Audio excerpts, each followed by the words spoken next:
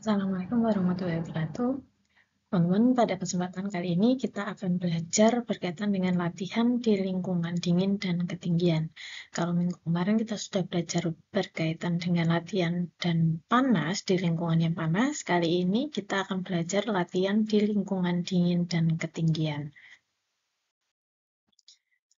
Lingkungan dingin di sini bisa berarti dari cuacanya yang dingin, ataukah iklimnya yang dingin, atau bisa juga karena faktor angin yang memicu kedinginan tersebut, atau bisa karena ketinggian. Kita akan bahas ketinggian terlebih dahulu, ya, di mana semakin tinggi suatu tempat, tekanan barometer atau tekanan udara akan semakin turun. Ya, demikian pula tekanan parsial oksigen atau PO2.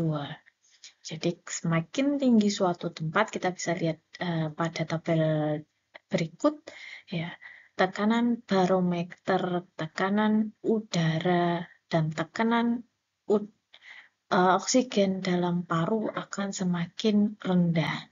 Nah, ini yang kalian rasakan apabila kalian pergi ke suatu tempat yang lebih tinggi, mungkin hiking, mungkin jalan-jalan di dataran yang lebih tinggi daripada tempat tinggal kalian, kalian akan merasakan lebih terengah-engah, ya, lebih ngos-ngosan, karena memang udara atau tekanan parsial oksigen di lingkungan tersebut semakin rendah. Berikut merupakan grafik di mana akan terjadi gangguan ketika teman-teman melakukan aktivitas fisik, ya, utamanya melakukan latihan itu di ketinggian-ketinggian tertentu tanpa adanya adaptasi terlebih dahulu, ya. Jadi di sini disebutkan baru akan terjadi gangguan atau kelainan secara fisiologis pada ketinggian 5.000 feet ke atas, ya. Di mana 5.000 feet itu kurang lebih 1.500 meter mdpl, ya. Jadi kalau di Malang itu baru ketinggian di Batu, Malang itu 1.200 mdpl. Jadi lebih tinggi sedikit, ya, itu baru akan terjadi gangguan-gangguan seperti pingsan, gangguan rasa dan mental yang hebat, hingga ketinggian yang lebih tinggi lagi bisa berpengaruh terhadap psikologisnya dia. Nah, di sini disebutkan di atas 500 feet atau kurang lebih 1.500 meter, kemampuan seseorang untuk melakukan pekerjaan akan terganggu. Ini berkaitan dengan kadar atau tekanan oksigen, ya, kejenuhan oksigen di darah menurun. Setiap kenaikan 1.000 feet di atas 5.000 feet, ya, jadi setiap kenaikan di atas 5.000 feet, ya, setiap 100 feet itu VO2 max-nya berkurang 3%. Jadi kemampuan tubuh untuk mengolah oksigen, ya, secara maksimal berkurang 3% setiap kenaikan 100 feet di atas 500 feet. Apa yang terjadi ketika kita bertanding atau berlatih di ketinggian tersebut, ya? Secara fisiologis ternyata terjadi hipoksia atau kekurangan oksigen. Karena pada ketinggian tinggi pengambilan oksigen atlet menurun. Selain karena kadar dari oksigen atau tekanan oksigen di lingkungan tersebut itu rendah, atlet atau orang yang latihan dengan belum melakukan adaptasi terlebih dahulu di lingkungan dengan ketinggian tersebut, hemoglobin, kadar basa dalam darah, dan juga mioglobin di dalam tubuhnya ini terbatas. Tidak seperti orang-orang yang memang tinggal dan tumbuh di daerah tersebut. Mereka sudah tubuh mereka sudah melakukan adaptasi sejak mereka kecil sehingga kadar HB mereka, kadar basa dalam darah mereka, kadar mioglobin mereka jauh lebih tinggi daripada orang atau atlet yang terbiasa hidup di dataran rendah. Sehingga kemungkinan besar atlet yang tanding atau yang berlatih di dataran yang lebih tinggi tanpa melakukan adaptasi terlebih dahulu, dia akan mengalami hipoksia. Ciri-cirinya hiperventilasi, ya dia terengah-engah sehingga terjadi peningkatan detak jantungnya atau takikardi. Dan ini yang tidak diharapkan adalah penurunan performa. Jadi pada kesimpulannya untuk bertanding atau berlatih di tempat dengan ketinggian yang berbeda dari tempat berlatih biasanya perlu diadakan adaptasi atau aklimatisasi terlebih dahulu. Bagaimana caranya? Nanti kita akan bahas.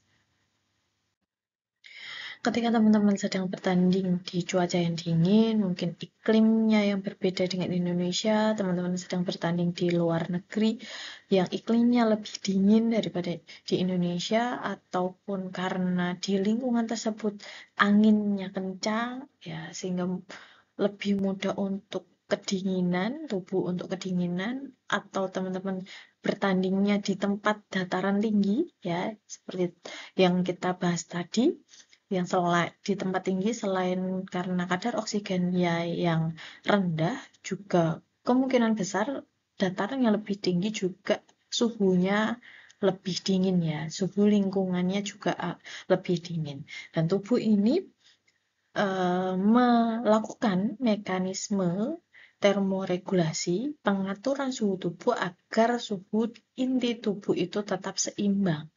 Akan terjadi termoregulasi akibat dari penurunan suhu tubuh. Ketika lingkungan itu lebih dingin, ya, suhu dingin itu direspon oleh penurunan dari blood and or skin temperature dari pembuluh darah dan kulit, ya, penurunan suhu dari pembuluh darah dan kulit yang akan direspon oleh sistem saraf, ya. Respon tersebut atau penurunan suhu tersebut akan direspon oleh sistem saraf, ya. Reseptor tersebut dikirimkan ke hipotalamus, tepatnya di preoptik anterior hipotalamus atau POAH, ya. Di hipotalamus ini akan dikirim sinyal bahwa tubuh mulai kedinginan, sehingga direspon, ya, dikirimkan sinyal untuk memerintahkan pembuluh darah melakukan vasokonstriksi. Vasoconstriction occurs in skin blood vessels so that heat is lost to the environment. Jadi direspon oleh pembuluh darah, utamanya di pembuluh darah kulit, ya, di permukaan kulit, untuk melakukan vasokonstriksi, untuk melakukan penyempitan, sehingga semakin rendah panas yang keluar ke lingkungan, ke luar kulit. Jadi pembuluh darahnya itu dihambat atau disempitkan sehingga panas atau uap tubuh tidak keluar melalui kulit. Respon kedinginan ini juga akan dikirimkan sinyal ke skeleton muscle, ke otot skelet, otot besar kalian, otot rangka kalian, sehingga dia aktif untuk berkontraksi, causing shivering, ya, jadi menyebabkan menggigil. Kalau teman-teman kedinginan itu biasanya akan menggigil, kan? Nah, ini merupakan mekanisme otot untuk meningkatkan metabolisme dan menghasilkan panas. Jadi mekanisme otot untuk meningkatkan metabolisme dan menghasilkan panas dengan menggigil. Ya, jadi teman-teman kalau kedinginan menggigil ya tidak perlu takut, itu merupakan mekanisme alamiah dari otot sehingga otot aktif untuk berkontraksi, metabolismenya meningkat, dan panas ya yang dihasilkan dari metabolisme ini juga akan meningkat. Nah, kedua mekanisme ini yang akan meningkatkan suhu tubuh kalian, sehingga suhu inti tubuh tetap balance, tetap seimbang. Jadi ketika kemarin ada panas di lingkungan latihan, di lingkungan yang panas, mekanismenya dengan menurunkan suhu inti tubuh. Ya. Kalau kita latihan di lingkungan dingin, ya, terjadi penurunan suhu tubuh, mekanisme yang terjadi, termoregulasi yang terjadi adalah peningkatan suhu tubuh dengan cara tubuh menghasilkan panas. Faktor-faktor yang mempengaruhi panas tubuh ya, faktor yang mempengaruhi produksi panas tubuh diantaranya yang pertama keseimbangan termal, di mana tubuh melakukan mekanisme hemostasis, tubuh tetap menjaga keadaan seimbang dari dalam tubuh, ada pengaturan suhu tubuh yang dinamakan termoregulasi, di mana termoregulasi ini menjaga keseimbangan antara produksi dan kehilangan panas tergantung dari suhu luar, suhu lingkungan, ya, di mana ketika suhu lingkungan luar lebih dingin, lebih rendah daripada suhu tubuh, tubuh akan memproduksi panas yang lebih banyak untuk mempertahankan panas yang ada di dalam tubuh. Yang kedua, ukuran tubuh dan komposisi, di mana ukuran tubuh dan komposisi tubuh yang lebih besar, ya, utamanya lebih banyak lemak subkutannya, merupakan faktor keuntungan. Karena lemak subkutan ini akan menghasilkan panas yang lebih tinggi dan juga komposisi tubuh yang lebih besar akan menghasilkan metabolisme yang lebih besar sehingga menghasilkan panas yang lebih besar juga. Jadi teman-teman yang lebih besar komposisi tubuhnya, utamanya lemaknya yang lebih banyak, ini punya keuntungan lebih ya, tidak mudah untuk kedinginan ya. Yang ketiga, karena faktor angin dingin ya, kita bisa lihat pada grafik berikut ya. Grafik berikut merupakan grafik antara angin, kecepatan angin, dan juga air temperature, jadi temperatur udara, temperatur lingkungan, di mana jika semakin rendah suhunya, semakin dingin ya, dan anginnya semakin kencang, ini resiko untuk kedinginan, resiko untuk freezing ya, freezing itu kedinginan itu lebih tinggi ya, lebih cepat resiko untuk terjadi kedinginan ya. Ketika mungkin suhunya di bawah lebih rendah 10 derajat Celcius ya, itu seperti mungkin antara Surabaya dan Malang ya, itu tidak begitu menjadi masalah ya, faktor risikonya very low. Tapi ketika anginnya jauh lebih tinggi, kencang ya, lebih kencang, itu faktor resiko untuk kedinginan lebih besar. Respon fisiologis terhadap latihan di lingkungan dingin. Jadi apa sih yang terjadi pada tubuh ya? Respon fisiologis pada tubuh apa ketika teman-teman melakukan latihan atau aktivitas fisik di lingkungan yang lebih dingin ya?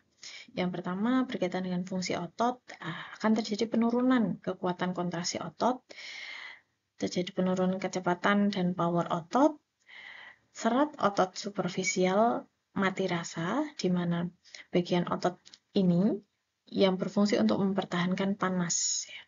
Dan fungsi otot akan terganggu karena otot-otot kecil di bagian perifer seperti jari-jari menjadi dingin sehingga fungsi otot lain di sekitarnya, utamanya ya otot-otot yang lebih besar juga akan terpengaruh. Ya, jadi respon fisiologis ketika teman-teman melakukan latihan di lingkungan yang lebih dingin ternyata berkaitan dengan fungsi otot ini terjadi penurunan dari mekanisme kerja otot. Respon metabolisme yang terjadi, paparan dingin memicu vasokonstriksi ya, memacu penyempitan pembuluh darah yang mensuplai tidak hanya kulit tetapi juga jaringan lemak subkutan ya. Jadi vasokonstriksi ini akan berpengaruh pada metabolisme lemak karena pembuluh darah ini tidak hanya mensuplai kulit tapi juga jaringan lemak subkutan, jaringan lemak yang berada di bawah kulit. Lemak subkutan ini merupakan tempat penyimpanan utama lipid ya, sebagai jaringan adiposa, sehingga vasokonstriksi ini mengurangi aliran darah ke area penting di mana FFA atau free fatty acid akan dimobilisasi. Jadi di sini bisa dikatakan bahwa ketika kalian melakukan latihan di tempat dingin, di lingkungan yang dingin, respon metabolisme yang terjadi adalah penurunan penggunaan lemak untuk metabolisme. Jadi lemak lebih susah untuk dimetabolisme karena terjadi vasokonstriksi tadi. Vasokonstriksi mengurangi aliran darah ke area penting di mana free fatty acid akan dimobilisasi, akan dicerna. Jadi lemak itu susah dicerna, susah dibakar, susah dimetabolisme ketika lebih susah ya. Ketika teman-teman latihan atau melakukan aktivitas fisik di tempat yang dingin. Peningkatan metabolisme dari lemak adiposit yang coklat ya. Selain itu, respon kardiorespirasi terjadi mempengaruhi nodus sinoatrial atau alat pacu jantung yang menyebabkan penurunan detak jantung secara signifikan. Ketika kalian latihan terlalu lama di tempat yang di lingkungan yang dingin, belum melakukan adaptasi atau aklimatisasi terlebih dahulu, dapat terjadi atau nodus sinoatrial ini dapat terpengaruh alat pacu jantung ini yang menyebabkan penurunan detak jantung secara signifikan, secara mendadak ya, bisa terkena serangan jantung. Dan juga bisa terjadi termogenesis dengan menggigil, jadi mekanisme menggigil karena penurunan suhu kulit yang sangat cepat sehingga terjadi penurunan suhu inti tubuh juga dengan cepat ya. Vasokonstriksi perifer, terjadi penyempitan pembuluh darah perifer, pembuluh darah kecil yang mensuplai jaringan. Oke. Bagaimana teman-teman menghindari dari gangguan fisiologis tadi ya. Jadi jangan sampai teman-teman tanding di tempat yang lebih tinggi, di tempat yang lebih dingin, tapi performa kalian jadi terganggu ya. Caranya ya dengan melakukan adaptasi terlebih dahulu atau istilahnya aklimatisasi. Kita kenal dengan istilah aklimatisasi, di mana tubuh melakukan adaptasi yang terjadi apabila teman-teman lebih lama tinggal di tempat yang tinggi, sehingga terjadi peningkatan kapasitas atau peningkatan kondisi fisik karena adaptasi dari ketinggian atau adaptasi dari suhu yang lebih rendah, lebih dingin. Adaptasi ini dikenal dengan istilah aklimatisasi. Berapa lama adaptasi bisa dilakukan ya tergantung, kalau di sini tergantung ketinggiannya. Bisa juga tergantung suhu lingkungan tempat latihan atau tempat pertandingan nantinya. Ketika ketinggiannya kurang lebih 9.000 feet, ya diperlukan adaptasi kurang lebih 7-10 hari. Ketinggiannya lebih tinggi lagi, misalnya 12.000 feet, ya diperlukan waktu yang jauh lebih lama lagi. Prinsip ini juga berlaku ketika teman-teman mau tanding di tempat yang lebih dingin dari tempat biasa teman-teman latihan, atau iklimnya berbeda. Ya mungkin atlet profesional yang tryoutnya sudah antar negara, mungkin pertandingannya sudah antar negara, ya dibutuhkan aklimatisasi terlebih dahulu, adaptasi tubuh terlebih dahulu supaya performa dan kondisi fisiknya tidak menurun ketika pertandingan.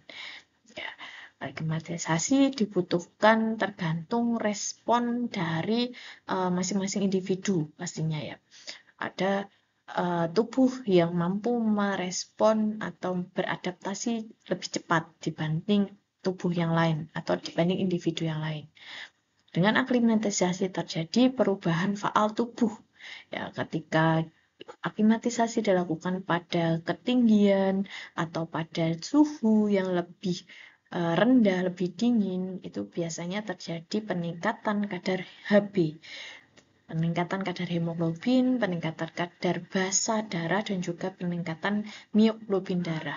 Nah, ini berfungsi untuk meningkatkan kapasitas utamanya kardiovaskuler, sehingga performa si atlet atau individu tersebut tidak menurun ketika waktu pertandingan.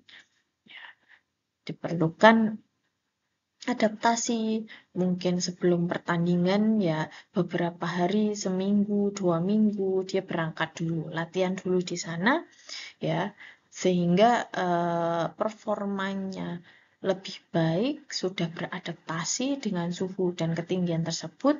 Nah, ketika hari H pertandingan performanya tidak menurun gitu. Aklimatisasi juga teman-teman biasa temui ketika mungkin hiking, mungkin mendaki di gunung ya, gunung tertentu, di pegunungan mungkin ya, itu pasti kan ada pos-posnya ya. Pos 1, pos 2, pos 3, dan seterusnya ya. Jadi pos-pos ini sudah difikirkan, sudah dihitung ya, di mana teman-teman ini harus berhenti di masing-masing pos. Untuk apa? Untuk melakukan adaptasi, untuk melakukan aklimatisasi ini. Dari pos 1, ya mungkin ketinggiannya lebih tinggi lagi, kadar udaranya lebih tinggi, rendah lagi. Naik ke pos 2, nanti harus berhenti lagi sejenak untuk mempersiapkan tubuh untuk beradaptasi dengan penurunan kadar oksigen, juga penurunan suhu lingkungan ya, semakin dingin lagi. Nanti ke pos 3 harus berhenti lagi ya. Jadi pembuatan pos di pegunungan itu sudah difikirkan jarak dan juga ketinggiannya, sehingga teman-teman ini bisa secara fisiologis tubuh bisa melakukan adaptasi. Ya, tidak serta-merta naik terus tanpa henti ya, bukan karena kalian kuat, tapi ini untuk keselamatan kalian ya. Teman-teman harus berhenti di masing-masing pos untuk mempersiapkan tubuh melakukan adaptasi di ketinggian yang lebih tinggi lagi, kadar oksigen yang lebih rendah lagi, gitu ya. Nah, ini penyakit-penyakit karena lingkungan yang dingin. Ya, ini biasanya terjadi ketika dinginnya ekstrim sekali ya. Itu terjadi hipotermia. Penyebabnya turunnya suhu inti tubuh. Biasanya suhu inti tubuh ini di bawah 29,5 derajat Celcius ya, di mana preoptik anterior hipotalamus ini ya, di bagian hipotalamus otak itu yang merespon dari suhu, bekerja secara optimal pada suhu inti tubuh 29,5 sampai 34,5 derajat Celcius. Dan setiap penurunan suhu inti tubuh 10 derajat Celcius, metabolisme sel berkurang setengahnya. Akibatnya, suhu inti yang rendah dapat mengakibatkan kantuk, lesu, bahkan koma. Ini akibat dari lingkungan yang dingin, yang di mana tubuh tidak mampu untuk melakukan adaptasi sehingga mengalami penurunan suhu inti tubuh yang signifikan, yang drastis. Terjadi penyakit yang namanya hipotermia. Gejalanya kelelahan, gangguan respon neuromuskular, gemetaran, hingga terjadi kematian. Ya. Pencegahannya, kenakan kain tahan air atau yang waterproof dan tahan angin, windproof. Kenakan banyak lapisan pakaian, ya. Pemanasan yang tepat, ya, utamanya kalian mau melakukan jogging mungkin di pegunungan, lari jarak jauh, maraton di pegunungan, ataupun melakukan aktivitas hiking di pegunungan, ya, yang dingin. Pertahankan status hidrasi juga untuk upaya pencegahannya. Penyakit yang kedua yang mungkin terjadi ya ketika teman-teman melakukan aktivitas di lingkungan yang sangat dingin, terjadi radang dingin atau frostbite. Cedera kulit setelah pembekuan darah. Ini ada beberapa stage. Stage 1 dinamakan frostnip, cold, sore, and painful, ya, terjadi pembekuan di area utamanya di jari-jari, ya, sakit. Skin red and purple, jadi di jari-jari dan telapak tangan itu warnanya red hingga keunguan, merah hingga keunguan. Itu stage kedua terjadi superficial frostbite, di mana ciri-cirinya pins and needles itu ada sensasi kesemutan, kekakuan pada jari-jari, lalu ada patch of peeling skin, ada bercak-bercak, ya, muncul bercak-bercak di area telapak tangan dan juga jari-jari tangan. Stage yang ketiga adalah deep frostbite, ya. Ini biasa dialami oleh pendaki-pendaki sampai ke Gunung Everest, ya. Puncak Everest itu banyak saya lihat itu di YouTube ya. Teman-teman kalau penasaran itu banyak pendaki yang sampai diamputasi tangan atau kakinya karena mengalami ini frostbite, ya. Di mana ini jari-jari tangannya sudah mati rasa, warnanya hitam, ya. Kaku hitam, ya, baik di jari-jari maupun permukaan pergelangan tangannya, ya. Telapak tangannya itu biasanya mulai menghitam karena saking dinginnya, dan biasanya ini persyarafan juga jaringan-jaringan di kulit ini sudah mati. Ini biasanya akan dilakukan atau perlu dilakukan amputasi di jari-jarinya. Kalau sudah deep frostbite, sudah menghitam, ya, ini perlu dilakukan penanganan. Penyakit lain yang mungkin bisa diderita karena ketinggian maupun cuaca yang dingin, lingkungan yang dingin, diantaranya sakit kepala, mual, muntah, gangguan tidur, dyspnea, batuk, dan juga lemas. Jadi teman-teman, hari ini kita sudah belajar berkaitan dengan pengaruh lingkungan dingin dan ketinggian terhadap performa, terhadap fisiologis pada tubuh, ya. Dari pembelajaran ini teman-teman bisa menyimpulkan bahwa diperlukan aklimatisasi atau adaptasi baik di lingkungan yang lebih panas maupun lebih dingin maupun ketinggian, pada ketinggian untuk mempertahankan performa yang tetap optimal, ya. Sehingga diperlukan adaptasi, aklimatisasi yang beberapa waktu latihan di tempat tersebut yang berbeda, iklimnya berbeda, cuacanya berbeda, ketinggiannya dari tempat biasa teman-teman berlatih, ya.